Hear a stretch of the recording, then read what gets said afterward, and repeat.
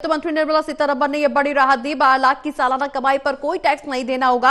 अब 24 लाख तक की कमाई के बाद ही 30% टैक्स देना होगा। कुल मिलाकर के बड़ी राहत मिडिल क्लास लोगों के लिए, टैक्स पेयर्स के लिए यह बड़ी राहत, क्योंकि निश्चित तौर पर जिस तरह से सभी को उम्मीदें थी, बड़ी उम्मीदें थी बजट से लेकर के, अब इन बड़ी उम्मीदों पर यह बजट कितना खरा उतरा है, इससे कितना कुछ लाभ इकोनॉमी पर देखने को मिलेगा, भारत की अर्थव्यवस्था इससे कितनी मजबूत होगी, मध्यम वर्गीय लोगों को इससे कितना निवेश में फायदा मिलेगा, कितनी उनकी रोजगार बढ़ेंगे, कितनी उनकी आय बढ़ेगी, उस पर भी तमाम चर्चा करने के लिए हमारे साथ 3 मेहमान जुड़े हुए हैं। आर.के. गुप्ता जो कि अर्थशास्त्री है, इसके अलावा मनीष अग्रवाल जो कि सीए हैं, और इसके अलावा ललन प्रसाद केसरी जी जो कि अर्थशास्त्री है। आप तीनों का बहुत बहुत स्वागत है। तीनों के साथ चर्चा को आगे बढ़ाएंगे। वित्त मंत्री की तरफ से बजट पेश कर दिया गया है। सुबह से ही चर्चा इस बात की चल रही थी कि टैक्स पेयर्स को कितना लाभ मिलेगा। अब आखिरकार ये बड़ा ऐलान हो गया है। आर.के. गुप्ता जी से चर्चा करेंगे, शुरुआत उनसे ही करेंगे। आर.के. जी, जिस तरह से हम लोग इस बात का जिक्र कर रहे थे कि टैक्स पेयर्स को बड़ा लाभ मिल सकता है, उम्मीद जताई जा रही थी कि 7 लाख तक के टैक्स स्लैब को 10 लाख तक के किया जा सकता है। अब 12 लाख तक की इनकम वाले लोगों को कोई भी टैक्स नहीं देना होगा। हालांकि इसके अलावा जैसे जैसे इनकम बढ़ेगी उसमें कुछ प्रतिशत टैक्स हमें चुकाना होगा, लेकिन इससे मार्केट पर कितना असर पड़ेगा, ये एक बड़ा सवाल। इसके साथ साथ बड़ा सवाल यह भी कि भारत की इकोनॉमी किस तरह से और मजबूत होती जाएगी। नमस्कार। मैं सबसे पहले टोटल टीवी के माध्यम से अपने सभी दर्शकों को बधाई देता हूं कि इस बार जो बजट आया है जी, वो जनता के लिए इन्होंने एक गुगली फेंकी है। 12 लाख तक की इनकम पर कोई टैक्स नहीं जी। हमारे देश में जो विकसित भारत 2047 का लक्ष्य था जी, उसके लिए आवश्यक था कि हम अपने पास, हमारे कंज्यूमर के पास तनख्वाह होनी चाहिए खर्च करने के लिए जी। जब कंज्यूमर खर्च करेगा तब मार्केट में पैसा आएगा और उससे हमारा प्रोडक्शन होगा जी।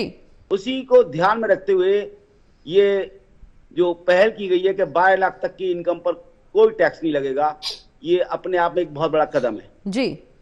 हालांकि हमारे जो 140 करोड़ की जनसंख्या वाले देश में 10.5 करोड़ इनकम टैक्स देते हैं जी। और इन टैक्स पेयर की जो सबसे बड़ी मुश्किल है जी, वो ये है कि टैक्स पहले दें, उसके साथ टैक्स देने के लिए हम टैक्स कंसल्टेंट की फीस दें। ओल्ड रिजीम, न्यू रिजीम, ये सब, हालांकि हमारी वित्त मंत्री सीतारमण ने कहा है कि हम न्यू टैक्स बिल लाएंगे अगले सप्ताह और इसको बहुत हम सरल करेंगे। ये बहुत बड़ी आवश्यकता है इस समय हमारे देश की जनता के लिए, क्योंकि टैक्स देना भी अब आसान नहीं हो गया जी। साथ ही साथ जो आप देखें इस बार जो बजट में जो व्यवस्था की गई है कि हमारे स्कूलों के लिए ब्रॉडबैंड की स्कीम मिलेगी जी। नए आईआईटी खुलेंगे और मेडिकल में 5 सालों में 75,000 सीटें बढ़ेंगी जी। ये बहुत बड़ी आवश्यकता थी हमारे देश में कि जनता के लिए चिकित्सा सुविधा की उपलब्धता होना।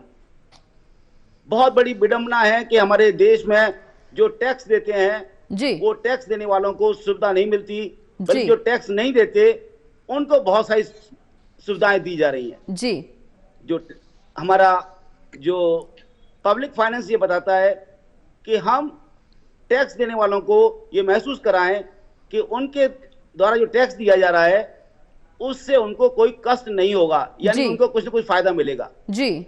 हमारे टैक्स पेयर को जो सहूलियत मिलनी चाहिए कि उनको चिकित्सा सुविधा में उनको सुविधाएं मिले।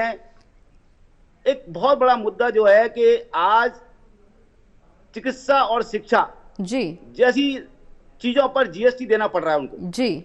पब्लिक फाइनेंस के अंतर्गत ये आवश्यकता होती है कि जनता को वो सुविधा मिले जी।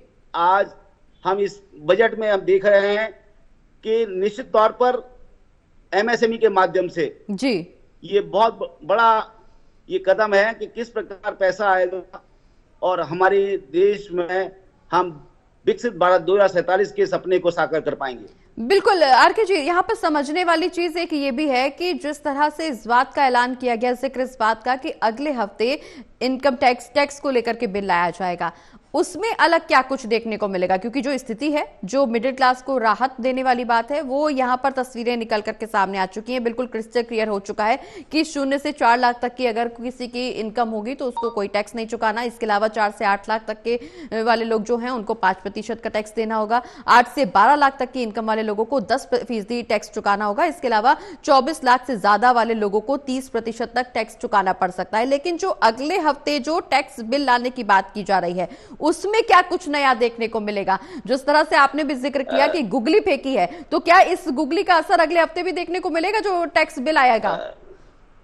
मैं दर्शकों को बताना चाहूंगा कि आज जो इनकम टैक्स के जो हमारा एक्ट है इतना ज्यादा कॉम्प्लिकेटेड है जी, कि वो हमारा जो करदाता है बेचारा वो इसी पशुपेश में रहता है कि मैं कैसे अपना कर निकालूं, जी, मुझे स्टैंडर्ड डिडक्शन मिलेगी नहीं मिलेगी, मैं कौन सी रिजीम को अडॉप्ट करूं। अब आपने देखा होगा कि इस बार 12 लाख तक तो इनकम टैक्स नहीं है जी, पर स्लैब दे रखे हैं कि 0 से 4 तक नील, 4 से 8 पर 5%। जी, तो कितना कंफ्यूजन है लोगों को। बिल्कुल तो बिल्कुल। यही हाँ, इसी कंफ्यूजन को आपसे समझना चाहते हैं कि एक तरफ तो इस बात का जिक्र किया गया कि 12 लाख तक की इनकम पर कोई टैक्स नहीं देना, उसके बाद इस तरह के स्लैब्स जो सामने आए कि 0 से 4 लाख तक की इनकम जिसको होगी उसको बिल्कुल टैक्स नहीं देना, उसके बाद 4 से 8 लाख, फिर 8 से 12 लाख, फिर 12 से 16 20 लाख, 20 से के बाद ऐसे करके जो ये स्लैब्स जो आए, इसमें निश्चित तौर पर आम वर्ग जो है जो नहीं समझ पाता इस फाइनेंशियल लैंग्वेज को, उसके लिए ये कंफ्यूजन वाली सिचुएशन है। उसको क्लियर कीजिए कि इसमें क्या, दोनों में क्या फर्क है? मेरा दर्शकों को बताना चाहता हूं कि आय कर के अंतर्गत जी जो कर लगता है आय पर, जी अब आय हमारी होती है विभिन्न स्रोतों से, जी अब उसमें एक हमारा स्रोत है वेतन, जी अब जिनको मात्र वेतन शीर्षक से आय मिलती है उनके लिए तो 12 लाख तक कोई टैक्स नहीं है, जी और जहां आपने पूंजीगत प्राप्तियों से यदि आपने कोई सामान मकान बेचा, जी वो आपको इनकम हो गई, जी या बिजनेस इनकम हो गई, जी या इनकम फ्रॉम अदर सोर्सेज हो गई, जी जैसे ही आपकी अदर सोर्सेज की इनकम शामिल हो जाती है, जी तुरंत ही आप 4 से 8 वाले 5% वाली स्लैब में आप आ जाएंगे, जी ये केवल मात्र उन्हीं लोगों के लिए है जिनके पास केवल मात्र वेतन शीर्षक से आय है, जी और जैसे ही हम अन्य स्रोतों से आय इसमें जोड़ेंगे, यदि हमारे पास कैपिटल गेन जोड़ लिया हमने और उससे कोई आय हो गई, तुरंत ही हम 0 से 4 वाले लिमिट में आ जाएंगे और हमारी नील हो जाएगी। बिल्कुल। तो आरके जी, ये मान के चले कि जो सिर्फ वेतन पर, जो सिर्फ सैलरी पर डिपेंडेंट है, अगर उनकी सैलरी 12 लाख तक की होगी पर एनम, तो उनको कोई इनकम टैक्स नहीं देना होगा।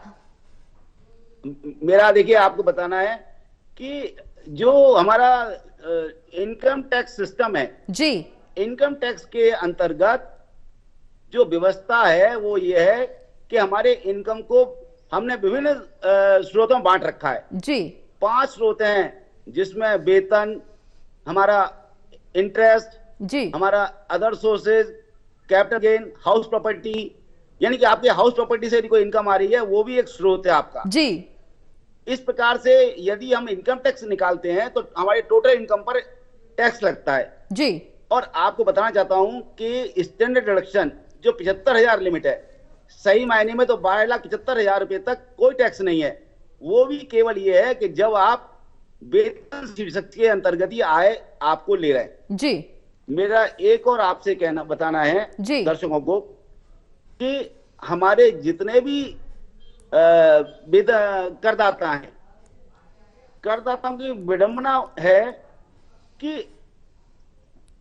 इनकम टैक्स को निकालने के लिए, जी आपको बिना कर सलाहकार के लिए फीस दिए संभव नहीं हो पाता, और वो जब ही संभव है जब आपको बहुत सारा ये सारा आपने एक्ट पढ़ा हो।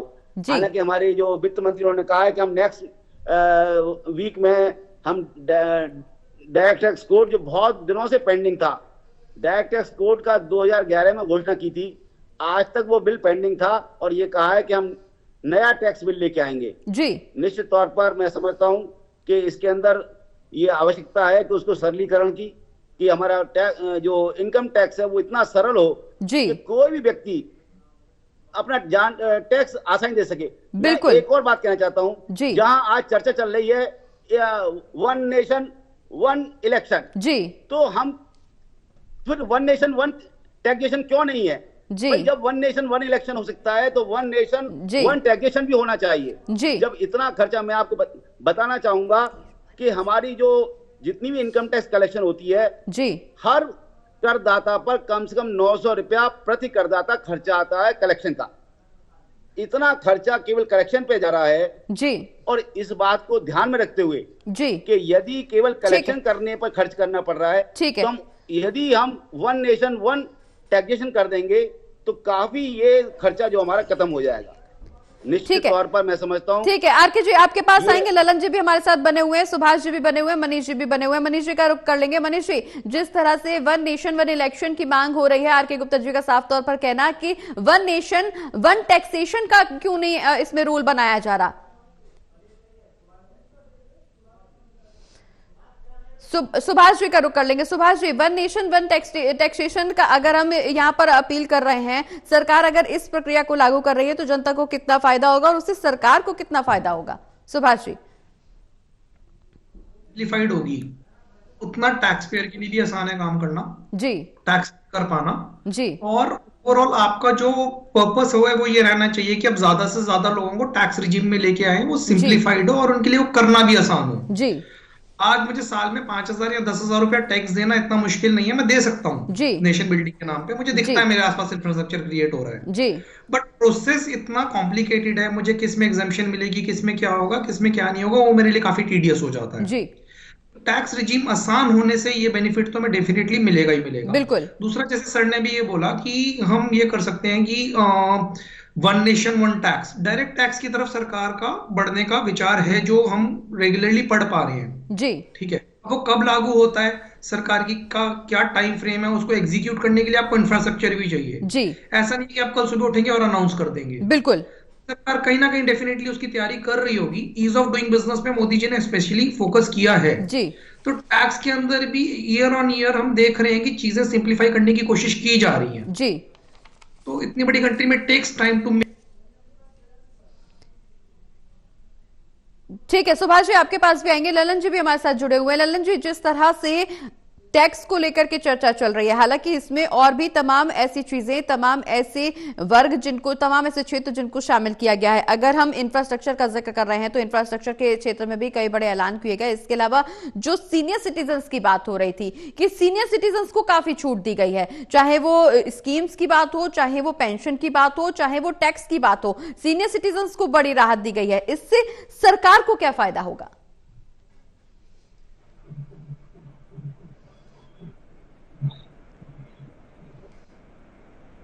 ललन जी, आवाज मिल पा रही है आपको हमारी? जी जी जी, सीनियर सिटीजन्स को जो छूट दी गई है उससे क्या लाभ मिलने वाला है? हाँ, एक तो पेंशन फंड में जो कंट्रीब्यूशन होगा वो नॉन टैक्सेबल हो जाएगा जी। और दूसरा स्लैब में चेंजेस किए जाएगा इनकम टैक्स स्लैब में जी, इसका भी सीनियर सिटीजन को मिलेगा। तो जिनकी इनकम 12 लाख से कम है, 12 लाख के नीचे है जी, और इनकी 12 लाख से कम है, उनको भी पूरा एग्जम्पशन मिल जाएगा।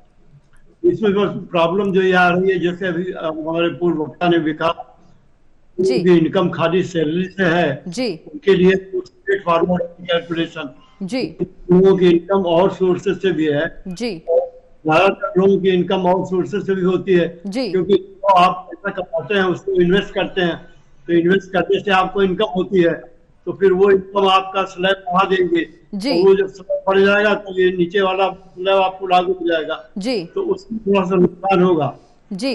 स्टेट गवर्नमेंट ने नहीं कर दिया कि 12 लाख तक होगा ही नहीं और इसके ऊपर एक टैक्स होगा जी।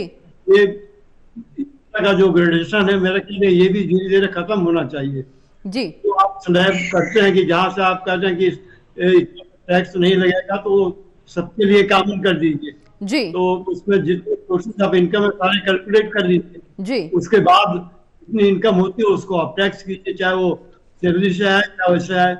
दूसरे एक बात और देखिए, कैपिटल गेन्स अब बहुत से लोगों को हो रहा है, लोग शेयर मार्केट में पैसा लगाते हैं और उसमें कैपिटल गेन होता है।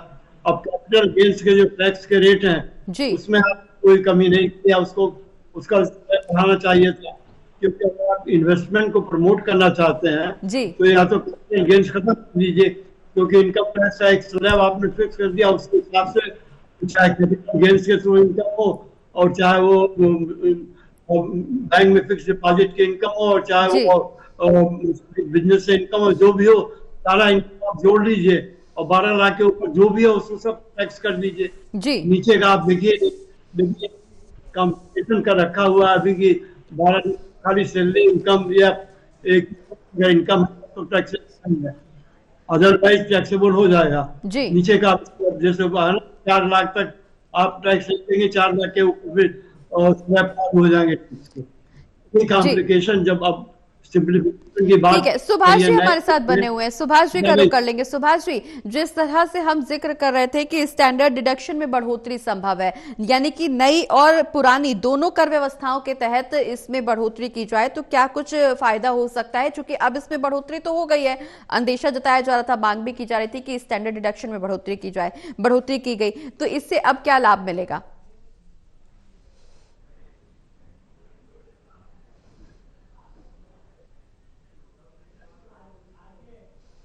ठीक है, आरके जी का रुख कर लेंगे, सुभाष जी के पास जाएंगे, लेकिन उससे पहले आरके जी से इस बात पर चर्चा कर लेते हैं। आरके जी, स्टार्टअप को लेकर के तमाम यहाँ पर ऐलान किए गए, चूंकि स्टार्टअप एक ऐसा क्षेत्र जिसको लेकर के लगातार प्रधानमंत्री नरेंद्र मोदी भी तमाम घोषणाएं भी कर चुके हैं, ऐलान भी कर चुके हैं, अपील भी कर चुके हैं कि भारत में स्टार्टअप को प्राथमिकता दी जाएगी, उसके लिए लोन की व्यवस्था भी की गई, आसान किस्तों में लोन से लगातार इस तरह की बातें की जा रही हैं। एमएसएमई के सेक्टर में कितना फायदा होगा? चूंकि राहत तो दे दी गई है, हर वर्ग को इसमें समायोजित करने की कोशिश की गई, हर वर्ग को थोड़ी थोड़ी राहत, लेकिन इससे इकोनॉमी पर क्या असर पड़ेगा? कैसे भारत की अर्थव्यवस्था बेहतरी की ओर आगे बढ़ेगी स्टार्टअप के माध्यम से? मैं बताना चाहूंगा कि हमारे देश में एक बहुत बड़ा जो शेयर है जीडीपी में वो है सर्विस सेक्टर का। 50% सर्विस सेक्टर के द्वारा कंट्रीब्यूट किया जाता है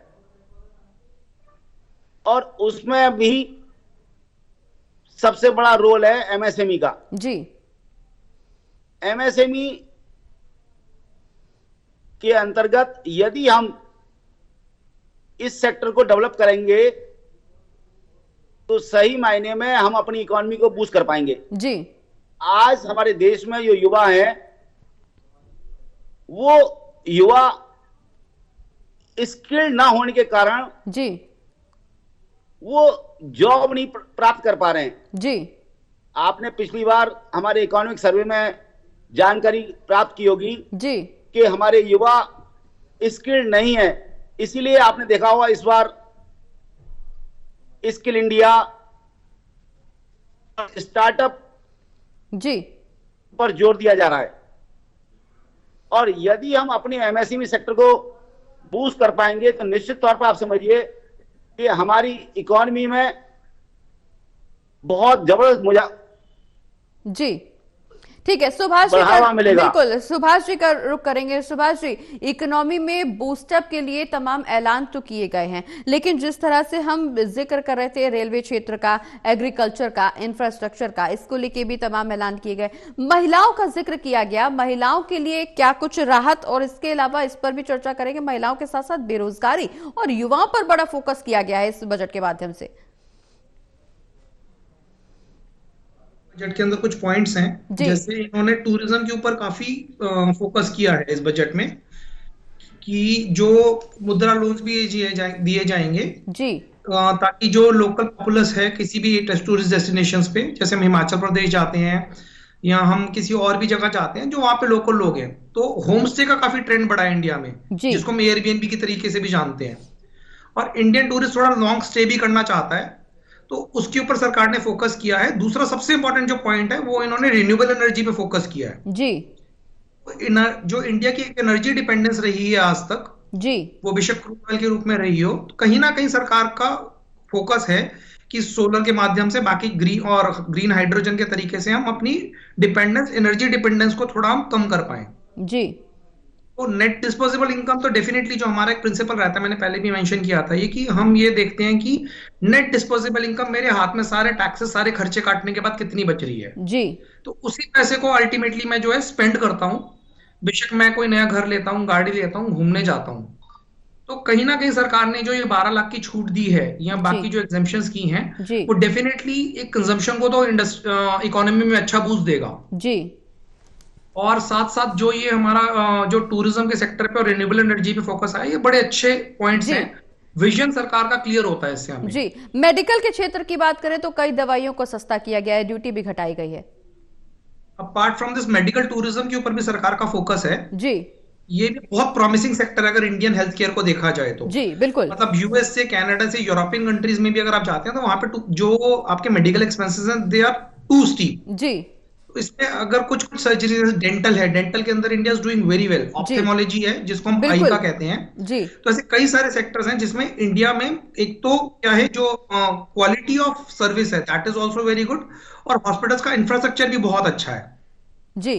तो दैट वे हम ये भी एक सरकार ने अच्छा किया कि अगर वो मेडिकल टूरिज्म को प्रमोट करती है जी तो कहीं ना कहीं उससे भी बेनिफिट मिलेगा। और जो एसेंशियल ड्रग्स हैं उसका अफोर्डेबल होना तो नेचुरली जरूरी है, ये वेलफेयर का एक इंपॉर्टेंट पार्ट है। जी बिल्कुल सुभाष जी, हालांकि इंडिया के अंदर इस बात का बार बार जिक्र किया जाता है कि पढ़ाई और दवाई ये दोनों चीजें इतनी महंगी हैं कि जो इनके चक्रव्यूह में फंसेगा वो निश्चित तौर पर कंगाल हो जाएगा। लेकिन जिस तरह से अगर हम सर्जिकल उपकरण की बात करें, चाहे मेडिकेशन की बात करें, वैक्सीनेशन की बात करें, दवाइयों की बात करें, तो ये लगातार सस्ते हुए हैं। इस बजट को अगर हम सीधे तौर पर देखें तो मेडिकल उपकरण, सर्जिकल उपकरण भी सस्ते हुए हैं और निश्चित तौर पर दवाई भी सस्ती हुई है, दवाइयों में ड्यूटी टैक्स भी घटाया गया है। तो क्या अब ये मान करके चला जा सकता है कि लोगों को इलाज कराना बहुत आसान हो जाएगा? इसके अलावा शिक्षा के क्षेत्र पर भी आगे चर्चा करेंगे, लेकिन पहले मेडिकल की बात।